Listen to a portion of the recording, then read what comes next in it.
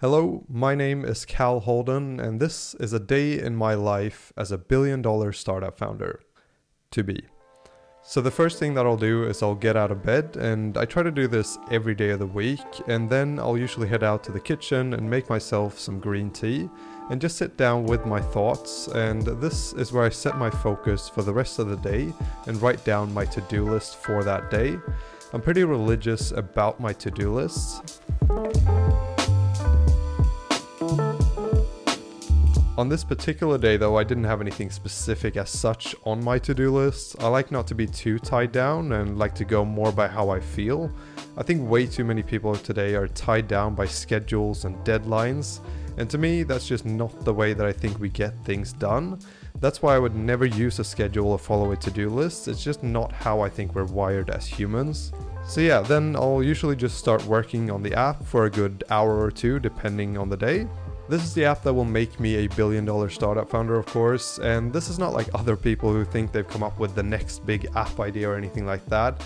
This is for real, and I find that most people have an app idea and they're like, oh, this will be the next Facebook or Snapchat or TikTok, and that's not me.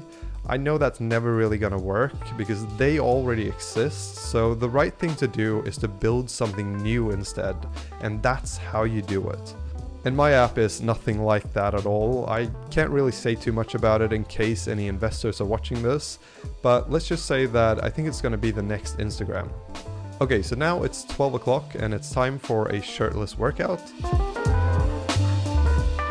As an inspiring billion-dollar startup founder, I've heard that a lot of people talk about the importance of staying in shape and being shirtless.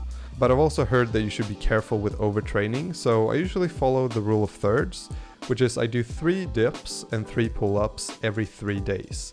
And this is what keeps me in great shape. After this, it's time to get something to eat really quickly so that my muscles don't lose their muscle glycogen synthesis. And then I usually get back to work straight away.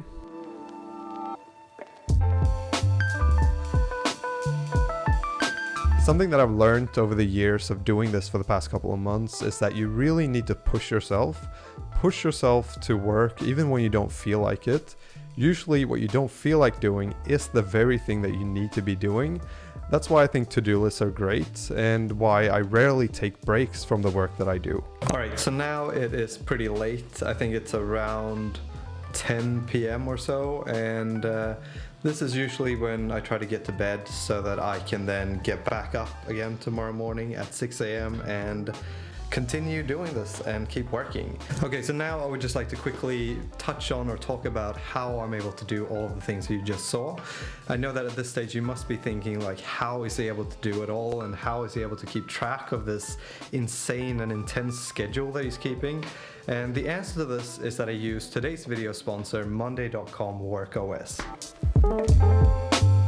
I use it for managing everything from this app to smaller coding projects and even for managing this YouTube channel.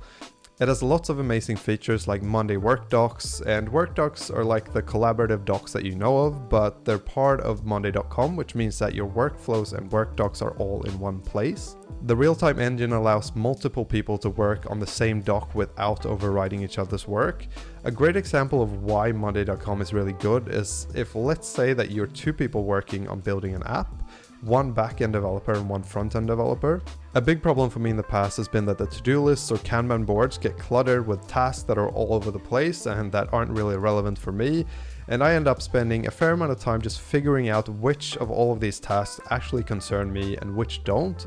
On Monday.com you get more solutions to this problem than I have time to explain, but one important one is that we can create 2 boards, 1 for back-end and 1 for front-end. And this allows you to separate both of your workflows so that the back-end dev doesn't have to look at what the front-end dev is doing and vice versa. And then you can easily connect only the relevant tasks of each project so that the other developer can always stay updated and get notified only when it concerns them. This means that knowing what I need to work on is as easy as logging into Monday.com and checking my own board, which only has my tasks, and getting to work.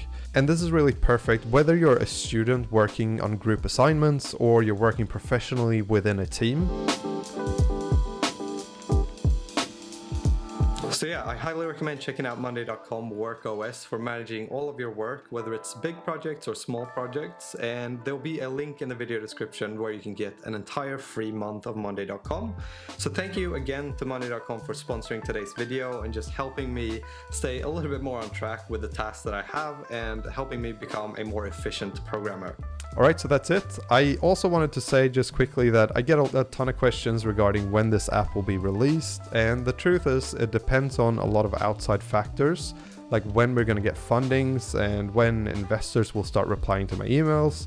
So yeah, it's mostly up to how fast I can build the app, but I'm in a good routine now, and I think that it can be done in another 3 or 4 months, depending on if I'm able to get Indolent.